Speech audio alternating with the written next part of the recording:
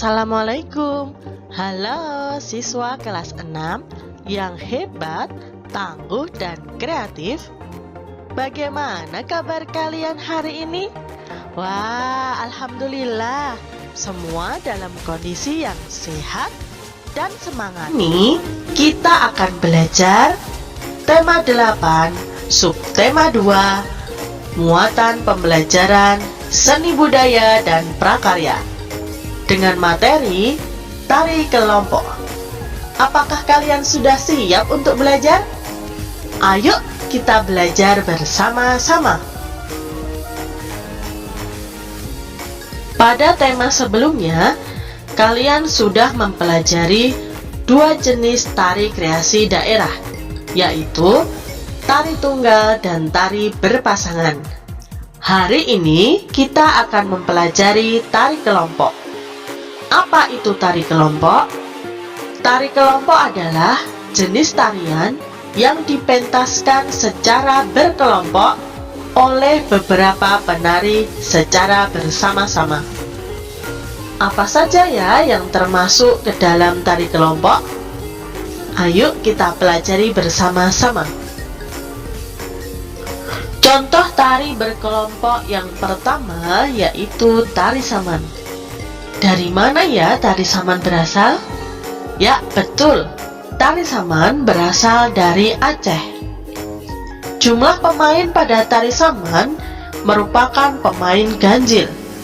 Gerakan didominasi oleh gerakan tepuk tangan, tepuk dada, tepuk paha, dan tepuk lantai yang berpadu secara dinamis. Asal-usul tari saman berasal dari perpaduan budaya Melayu Aceh dan budaya Islam. Ciri khas gerakannya dinamis dan kompak. Kalian bisa melihat gambar tari saman pada gambar yang sudah disajikan. Tari kelompok yang kedua yaitu tari piring. Tari piring merupakan tari dari Sumatera Barat. Jika kalian melihat gambar yang disajikan, tentu kalian sudah bisa menebak ya, properti yang digunakan dalam tari piring. Ya, betul. Properti utama yang digunakan dalam tari piring adalah sepasang piring yang dipegang oleh penarinya. Wah, kira-kira kok bisa ya piringnya tidak jatuh dan pecah?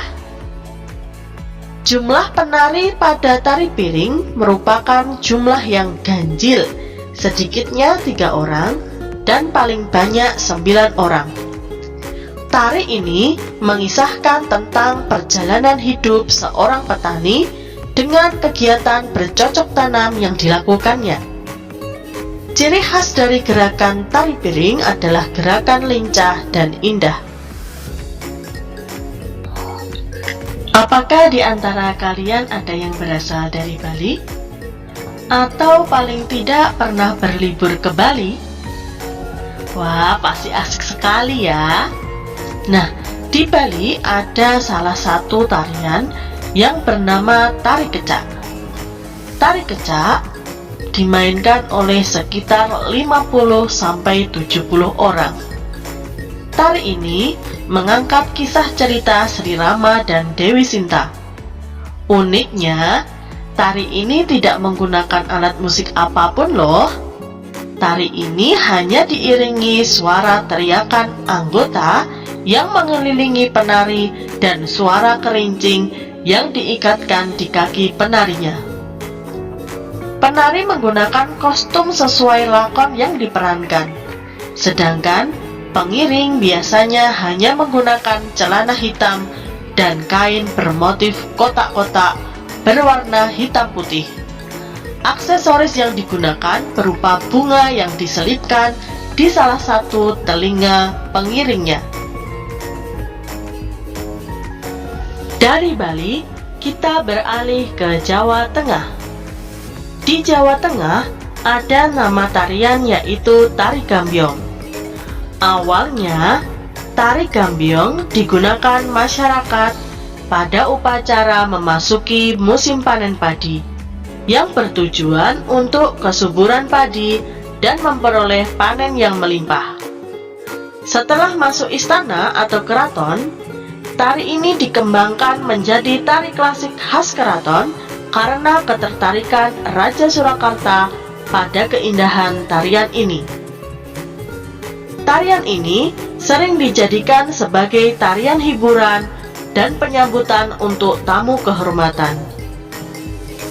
Dengan seiringnya perkembangan zaman, tarian tersebut sering ditampilkan di kalangan masyarakat luas dan menjadi salah satu tarian tradisional yang populer di Jawa Tengah. Busana tari yang digunakan berupa kostum kemben yang dilengkapi dengan selendang. Musik pengiring dari tari ini adalah gamelan. Selain tari gambyong, ada juga tari Bedoyo Ketawang dari Surakarta. Tari Bedoyo Ketawang merupakan tarian sakral yang dipentaskan dalam Istana Kasunanan Surakarta, Jawa Tengah. Pementasannya dilakukan sekali dalam setahun, yaitu ketika upacara penobatan Raja Baru atau peringatan penobatan Raja. Ada yang menyebutnya tari ini sebagai tari langit. Wah, mengapa ya kok bisa disebut dengan tarian langit? Ya, karena tarian ini diiringi musik pokok bentuk ketawang dalam bahasa Jawa yang berarti langit. Tari Bedoyo Ketawang ini diperagakan oleh 9 orang penari wanita. Gerakan pada tari ini merupakan gerak halus, cenderung lembut, atau pelan yang diiringi gamelan Jawa. Ada lagi nih tari dari Jawa Tengah, yaitu tari serimpi. Tari serimpi merupakan tari klasik yang memiliki gerak lemah gemulai yang menggambarkan kesopanan dan kehalusan budi. Tarian ini memiliki kedudukan yang istimewa di keraton-keraton Jawa dan tidak dapat disamakan dengan tari lainnya karena sifatnya yang sakral. Meskipun sifatnya tidak sesakral tari Bedoyo.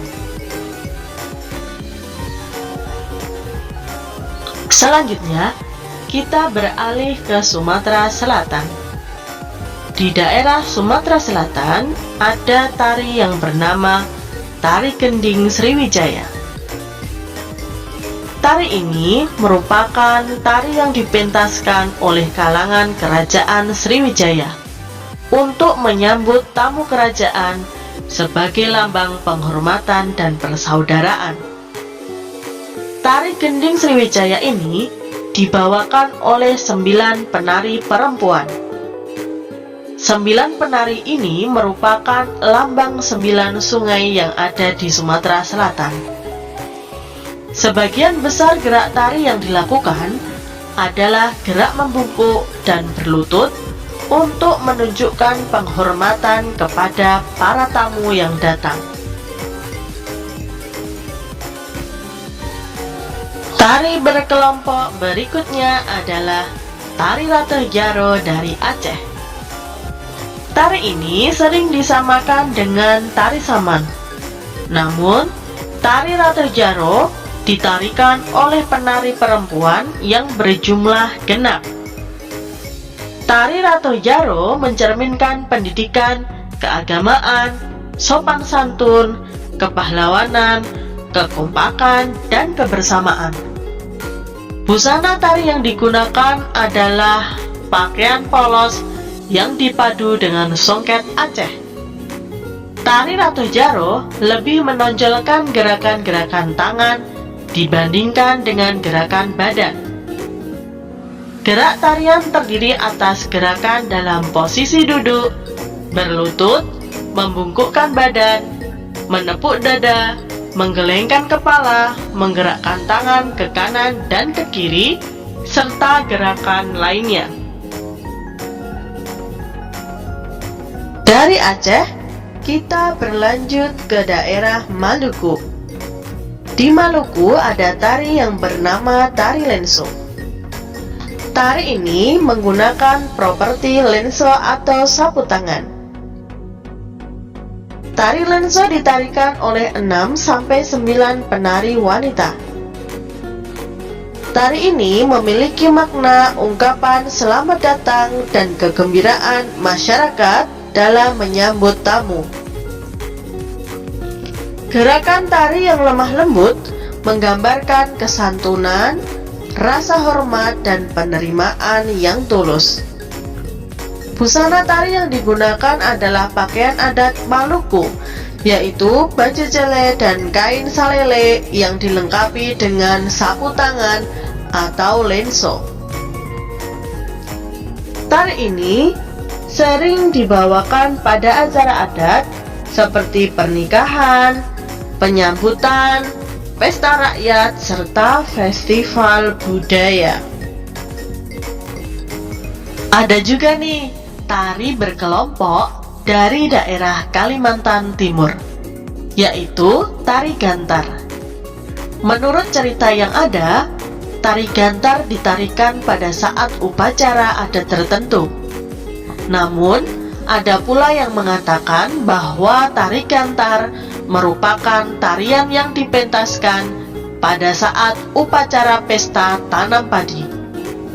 Properti yang digunakan adalah sebuah tongkat dengan panjang kurang lebih 60 cm dan ujungnya dihiasi rumbai-rumbai. Tongkat panjang yang digunakan dalam menari berfungsi untuk melubangi tanah. Bambu yang pendek digunakan untuk menaburkan benih padi pada lubangannya. Pola gerak hentakan kaki menggambarkan cara menutup lubang pada tanah yang telah ditaburi benih padi. Contoh tari berkelompok yang terakhir adalah tari kipas Pakarena. Tari kipas Pakarena merupakan tari yang berasal dari Sulawesi Selatan. Seperti namanya, properti utama yang digunakan dalam tari kipas Pakarena adalah sepasang kipas yang digerakkan secara mendayu-dayu mengikuti irama musik pengiringnya. Coba kalian perhatikan gambar yang disajikan. Wah, bagus sekali ya tari kipas Pakarena itu. Selanjutnya, kita akan mempelajari gerakan tari gantar dari Kalimantan Timur. Unsur-unsur tari gantar. Unsur yang pertama, gerakan tangan memegang kusak atau bambu. Keempat jari tangan memegang kusak, ibu jari melingkari kusak dari atas. Posisi kusak vertikal saat digenggam. Saat menggerakkan tangan yang memegang kusak, sudut siku 25 derajat dan ke bawah hingga sudut 45 derajat dengan menggoncang-goncang kusak. Tangan pergelangan aktif bergerak. Unsur tari gantar yang kedua yaitu gerakan tangan memegang senak atau tongkat. Dasar gerakan memegang senak dan cara menggenggamnya yaitu keempat jari tangan memegang senak, menggenggam dari sisi luar ibu jari menutup dari atas ujung senak. Senak posisi lurus ke bawah. Pada saat diangkat, ujung bawah kurang lebih 1 jengkal dari lantai dan ditaruh kembali hingga ujung bawah senak bertumpu di dasar lantai di depan ujung jari kaki kiri. Gerakan dilakukan dengan mengikuti gerakan kaki. Saat kaki melangkah, senak diangkat. Pada saat kaki diletakkan, senak bertumpu di lantai. Unsur tari gantar yang ketiga yaitu gerakan kaki dan gerakan berjalan. Posisi awal kedua kaki sejajar. Sebelum kaki dilangkahkan, ujung jari kaki menumpu atau menyentuh lantai, kemudian dilangkahkan. Gerakan ini dilakukan bergantian dengan kaki melangkah kanan, kiri, kanan, kiri dalam hitungan 1-4 atau sesuai yang dikehendaki pelatih tari. Tumit kaki menumpu lantai. Sebaliknya, jari-jari ke atas dengan arah hadap kaki agak ke kanan 25 derajat dan lurus ke depan. Lalu tumit kaki diangkat, ujung jari-jari kaki menumpu lantai, kemudian kaki ditarik ke belakang agak ke samping melampaui kaki kiri. Ujung jari kaki menyentuh lantai, berat badan pada kaki yang satunya. Unsur tari gantar yang keempat yaitu gerakan posisi badan. Pada dasarnya, gerakan dan posisi badan saat melakukan gerak tari gantar dalam posisi biasa. Begitu juga pada gerak tari lainnya dari pedalaman Kalimantan Timur. Kalaupun ada tekanan pada posisi badan, tekanan itu tidak terlalu ditonjolkan seperti pada waktu badan merendah, pantat tidak ditonjolkan ke belakang seperti pada ciri khas tari Bali, dan tidak membusungkan dada ke depan dan belakang hingga merendah untuk mengimbangi. Alhamdulillah, pembelajaran kita hari ini sudah selesai.